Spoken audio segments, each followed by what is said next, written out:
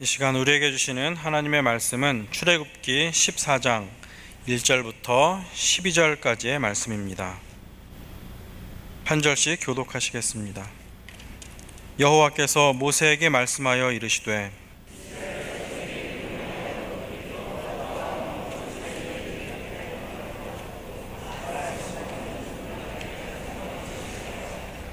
바로가 이스라엘 자손에 대하여 말하기를 그들이 그 땅에서 멀리 떠나 광야에 갇힌 바 되었다 하리라.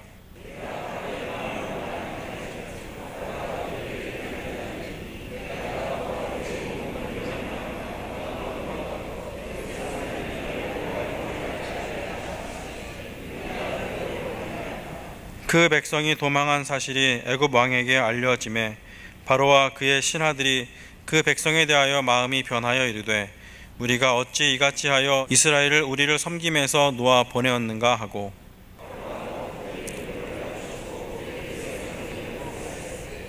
선발된 병거 600대와 애굽의 모든 병거를 동원하니 지휘관들이 다 거느렸더라.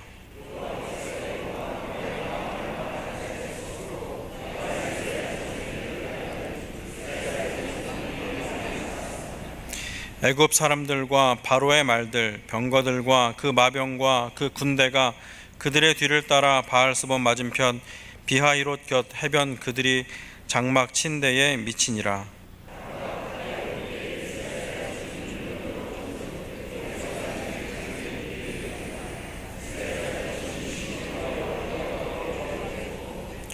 그들이 또 모세에게 이르되 애굽에 매장지가 없어서 당신이 우리를 이끌어내어 이 광야에서 죽게 하느냐? 어찌하여 당신이 우리를 애굽에서 이끌어내어 우리에게 이같이 하느냐? 우리가 애굽에서 당신에게 이른 말이 이것이 아니냐? 이르기를 우리를 내버려 두라. 우리가 애굽 사람을 섬길 것이라 하지 아니하더냐? 애굽 사람을 섬기는 것이 광야에서 죽는 것보다 낫겠노라. 아멘. 이제 우리는 출애굽기 전반부의 절정에 서게 되었습니다. 이 절정이라는 말은 여태까지의 모든 사건들이 마치 이 대목을 위해서 준비되고 계획되어진 것처럼 보인다는 말이고요. 또 이 절정을 고비로 해서 전혀 새로운 일이 전개되기 시작한다는 것을 뜻합니다. 그 유명한 홍해 바닷물이 갈라지는 대사건이 이제 기다리고 있습니다. 이스라엘 백성들이 430년 만에 애굽의 종살이에서 해방되고 자유의 몸이 되어서 광야에 들어서게 되었습니다. 얼마나 기쁘고 감격스러웠을까요? 그런데 갑자기 상황이 바뀌어서 이들을 놓아주었던 바로의 마음이 돌변하게 됩니다.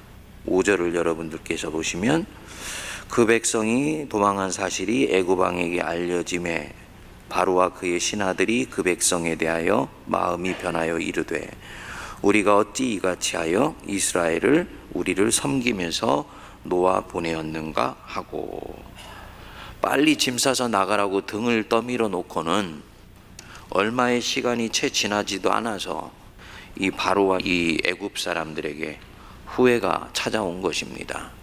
장정만 60만 명이 되는 노동력을 잃어버리게 되었으니 이제 본전 생각이 난 것입니다. 그래서 바로가 자기의 방식대로 정신을 차리고 병거를 갖추고 군대를 동원하여서 이 이스라엘을 이제 추격하게 되는 일들이 벌어지게 되었습니다. 7절에 보니까 병거만 600대라고 그랬습니다. 병거만 600대고 애굽의 모든 병사를 동원했다. 자유의 몸이 된 이스라엘 백성들을 다시 노예 상태로 잡아서 원위치로 되돌리기 위해서 애굽의 총동원령이 내려지게 된 것입니다. 그리고는 노도와 같이 이스라엘을 추격하여 쫓아옵니다. 저와 여러분들이 이 일은 하나님의 일이다 라고 생각되는 일을 하시려고 할 때 꼭 명심해야 되는 부분이 있습니다. 애굽, 즉 하나님의 일을 대적하는 원수의 진영에는 군사력이 많이 남아 있어요. 10가지 재앙으로 인해서 전력이 많이 소모되었다고 하지만 자신들이 볼 때는 아직 이스라엘을 잡아서 다시 종노릇하게 만들 수 있는 힘은 여전히 남아 있다는 판단이 이 원수에게는 지금 들고 있습니다. 그렇다면 이들은 절대로 하나님의 일이 선선히 이루어지도록 내버려 두지 않는다는 것입니다. 절대로 하나님의 일이 그냥 이루어지도록 놔두지 않아요. 자신들이 더 이상 어떻게 할 수 있기 전까지는, 즉 본인들의 힘이 완전히 부러져서 더 이상 손 하나 까딱할 수 없는 상황이 될 때까지는 모든 수단과 모든 방법들을 총동원합니다. 이게 단순히 이 애굽이나 바로의 일일 뿐만 아니라 하나님의 일을 방해하는 원수가 하는 일들의 방향이 그렇습니다.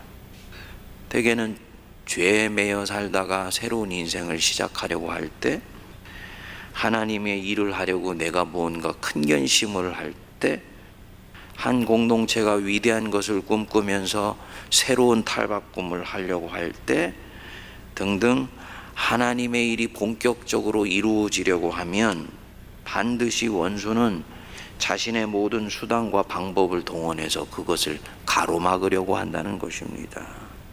그래서 그 일의 주체가 되는 사람들 어떻게든지 포기하게 만들려고 하고, 낙심하게 만들게 하고, 좌절하게 만들게 해서 결국은 어디로 돌아가게 만듭니까? 원위치로 돌아가게 되는 거예요. 그 앞으로 가는 것도 원수는 원하지 않아요. 그 있었던 원위치로 돌아가면 충분합니다. 그러면 자기 손에 딱 하나님 백성을, 공동체를 딱 장악하게 될 수 있는 것입니다.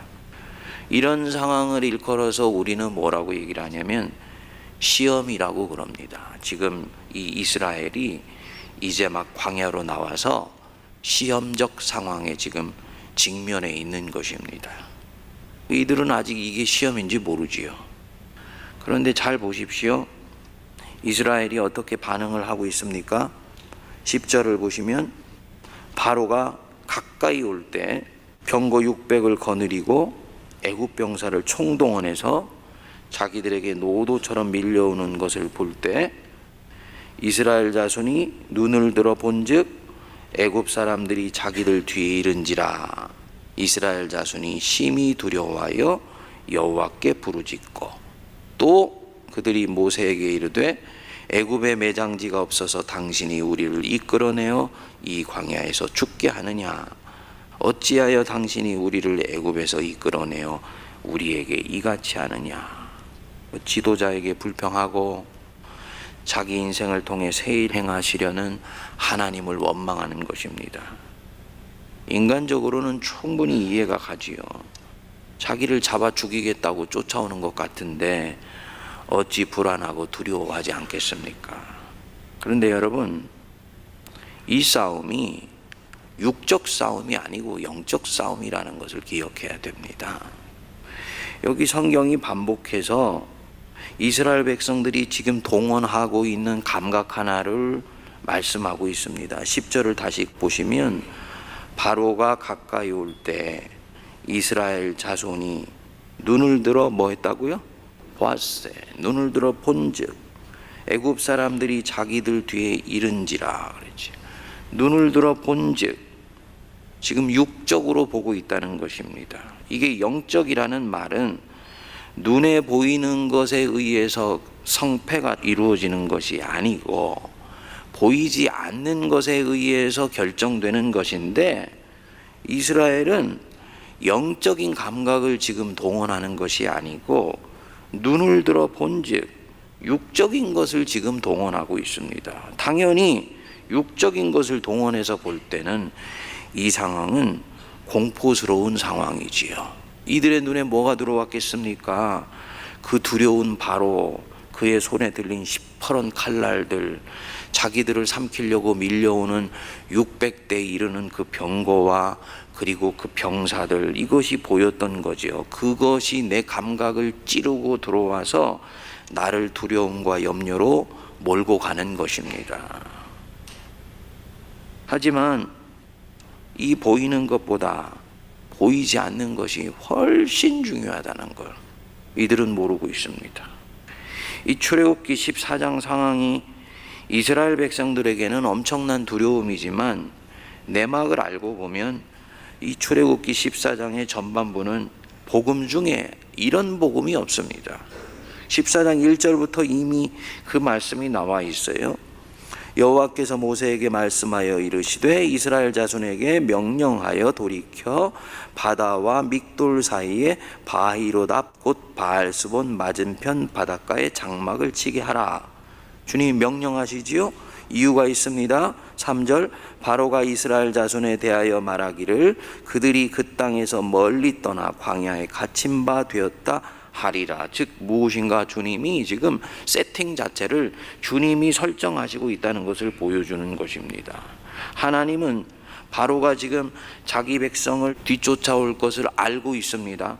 더 노골적으로는요, 그 뒤에 뭐라 그럽니까? 내가 바로의 마음을 완악하게 한즉, 즉 원수가 그렇게 하도록 허락하실 뿐만 아니라 지금 촉진하시고 있다. 그것을 누가 하고 있다? 하나님이 하시고 있다는 것입니다. 하나님이 하시고 있다. 왜 이런 상황을 허락하시는지에 대해서도 주님이 말씀을 하셨어요. 4절에 내가 바로의 마음을 완악하게 한즉 바로가 그들의 뒤를 따르리니 내가 그와 그의 온 군대로 말미암아 영광을 얻어 애굽 사람들 즉 하나님을 알지 못하는 사람들이 나를 여호와인 줄 알게 하리라. 즉 하나님이 이후에 이루어지는 이 사건을 통해서 영광을 받으시려고, 당신이 당신 스스로 영광을 받으시려고 지금 이 상황 자체를 설정하시고 이끌고 가시고 계시다는 것입니다. 그러니까 홍해에서 최후의 한 판을 설정하시고 준비하시고 진행하는 주체가 여러분들이 그렇게도 두려워하고 무서워하는 바로가 아니다. 눈에 보이는 현실이 아니다는 것입니다. 이스라엘 백성도 아니에요. 저나 여러분들 자신도 아닙니다. 누굽니까? 하나님이에요. 하나님. 하나님이 이 부분들을 뒤에서 움직여 가신다라는 것입니다. 그러니까 이게 복음 중에 복음인 거지요. 여러분, 예수님께서 십자가에 매달려 죽으시고 부활하셔서 우리를 죄와 죽음과 원수의 권세에서 해방시켜 주셨지 않습니까? 그렇죠? 예? 이건 복음이에요. 그런데 이것은 복음의 시작이지 복음의 전부가 아닙니다. 우리 주님이 우리를 그렇게 하셨을 때 그 뒤에 주시는 놀라운 축복들이 연이어 옵니다. 가장 첫 번째 축복이 뭐냐면 오늘 이 14장의 전반부 상황과 관련해서 보면요, 이제부터야말로 눈에 보이는 것에 의해서 움직이지 아니하고 영적인 눈을 떠서 하나님이 내 인생을 통해 역사하시는 것을 볼 수 있도록 만들어 주십니다. 이게 복음입니다. 그러니까 내가 성도가 되었다는 것은 내 인생 속에서 벌어지는 많은 상황들이 사실은 바로가 나를 치고 들어와서 나를 두렵게 하는 육적 상황인 것 같지만 그 뒤에는, 그 속에는 도도하게 움직이시는 하나님의 구속사적 손길이 있다는 것을 우리가 볼 수 있고, 그것 때문에 우리 인생이 안심을 얻을 수 있다는 것이 바로 복음입니다. 그러니까 성도는 이 홍해 같은 시험적 상황을 두려워할 이유가 없는 것이지요. 근데 우리 성도들 하나님 일하겠다는 사람 보면은 너무너무나 두려움도 많고 원수가 이 상황을 몰고 나가는 것처럼 쉽게 낙심하고 쉽게 좌절하고, 그래서 결국은 원위치로 돌아오려고 하는 일들이 생기는 것입니다. 우리 고린도전서 10장 13절 우리 한번 같이 찾아보고 묵상하고 말씀 마치겠습니다. 고린도전서 10장 13절 말씀, 신약성경 275쪽.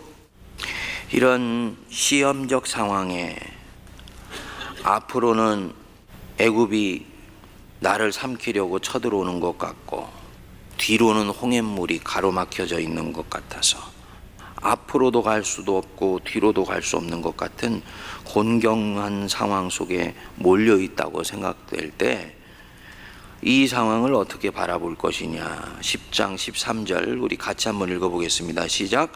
사람이 감당할 시험 밖에는 너희에게 당한 것이 없나니 오직 하나님은 미쁘사 너희가 감당치 못할 시험 당함을 허락지 아니하시고 시험 당할 즈음에 또한 피할 길을 내사 너희로 능히 감당하게 하시느니라. 아멘. 우리가 시험을 당할 때에는 그 시험이 바로 때문에 당하는 시험인 것 같고 내 스스로 때문에 당하는 시험인 것 같지만 사실은 그 시험을 움직이시고 컨트롤하시며 모든 상황 자체들을 통해서 결국은 이끌고 가시는 이는 누구십니까? 하나님이세요. 그건 믿으셔야 됩니다. 이거 믿는 사람이 하나님의 백성이고 그리스도인입니다. 이거 안 믿어지면 그리스도인이 아니에요. 믿음이 아직 들어와 있지 않은 것입니다. 우리 주님이 말씀하시는 것입니다. 사람이 감당할 시험 밖에는 너희가 당한 것이 없다. 너희가 당하는 모든 시험은 이거 시험이야 라고 생각되는 것은, 홍해 같은 이 시험은 너희가 감당할 수 있는 시험이기 때문에 지금 당하고 있는 것이라는 것입니다. 이유가 있습니다. 그 시험은 하나님이 미쁘사 너희가 감당치 못할 시험 당함을 허락하지 아니하시고. 하나님 미쁘시다, 이 말은 신실하다 이 뜻이라 그랬지요. 영어 성경으로는 faithful이라고 얘기를 했습니다. 하나님은 충성되시고 신실하셔서 택한 백성을 향한 섬세한 당신의 손길을 절대로 거두시는 일이 없습니다. 하나님은 미쁘사 너희가 감당하지 못할 시험 당함을 허락하지 아니하시고, 감당치 못할 시험 안 당하게 하시려고 북쪽에 있는 그 해안도로 짧게 4-5일 되는 그 길을 가지 아니하시고 하나님의 행로를 남동쪽으로 옮기신 것 아닙니까? 여기로 이끄셨을 때는 이거 감당할 만하기 때문에 이끄신 것입니다. 너희가 감당치 못할 시험 당함을 허락지 아니하시고, 그 뒤에 뭐라 그랬습니까? 시험 당할 즈음에 또한 피할 길을 내사 너희로 능히 감당하게 하시느니라. 그 이스라엘 백성들이 홍해물이 갈라질 것이라는 걸 어떻게 알았겠습니까? 세상에 바닷물이 두 쪽으로 갈라지는 일이 생길 수가 있습니까? 이들은 꿈에도 생각하지 못했던 거죠. 그렇지만 하나님의 경륜 안에서는 그 일이 이루어지는 것입니다. 시험 당할 즈음에 반드시 피할 길을 내신다. 그러니까 우리가 할 일은 그 두려운 시험적 상황에도 여러분 껌처럼 주님 옆에 바짝 붙어 있으시기 바랍니다. 벽에 껌이 붙어 있듯이 껌처럼 주님 옆에 바짝 붙어 있으시면 하나님은 피할 길을 내셔서 우리로 하여금 능히 감당하게 하십니다. 절대로 원수가 주는 염려와 두려움과 불안과 공포에 마음 빼앗기지 마세요. 그리고 왔던 길 되돌아가는 것 아니에요. 내 개인의 일이건 공동체 일이건 그렇습니다. 우리 세문안교회가 이제 이 성전을 하나님이 우리에게 주셔서 이 예배당을 주셨다. 이것은 공간입니다. 이 공간을 통해서 하나님이 어떤 일을 하실 수 있느냐 없느냐는 이것을 받아들이는 저와 여러분들의 마음 자세에 달려 있습니다.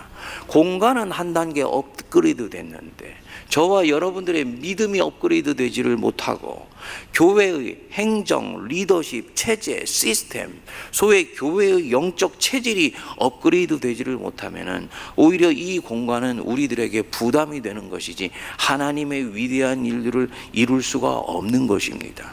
그러니까 향후 앞으로 1년은 굉장히 우리 교회로서는 중요한 상황이 되는 것입니다. 하나님은 일하시기를 원하세요. 그래서 우리에게 선물로 이 6번째 예배당을 주신 거지요. 당연히 하나님의 일들이 이루어지기 위해서는 무엇인가 아름다운 변화들이 지속적으로 일어나야 될 것인데 원수는 이것을 선선히 지켜보지를 않을 것입니다. 이런저런 일로 태클을 걸고 발목을 걸고 마음들을 나누게 하고 지도자의 마음을 낙심하게 만들고 당의원들의 마음을 흩어놓으려고 하고 모든 시도들이 있게 될 것입니다. 이때 우리가 철저히 기억해야 될 것. 하나님의 일이 이루어지기 위해서 되는 일이니까 온 공동체가 하나로 결속하여서 주님 바라보면서 하나님이 꿈꾸시는 위대한 일을 꿈꾸고 신실하게 앞으로 나갈 수 있게 되기를 바랍니다. 네, 기도하겠습니다. 우리 주 예수 그리스도의 크신 은혜와 하나님 아버지의 만극하신 사랑하심과 성령님의 위로교통 감동 감화 역사하심이 오늘도 하나님의 말씀 앞에 나와 하나님의 그 말씀을 붙들고 내 심령의 연약함을 이기며 세상 속에 역사하는 원수의 힘들을 꿰뚫어 하나님의 영광을 선포하며 살아가기로 다짐하는 모든 주의 백성들 머리 위에 피로 값주고 사신 이 교회와 이 나라와 이 민족과 온 열방 위에 이제로부터 영원토록 함께하옵시기를 간절히 축원하옵나이다. 아멘.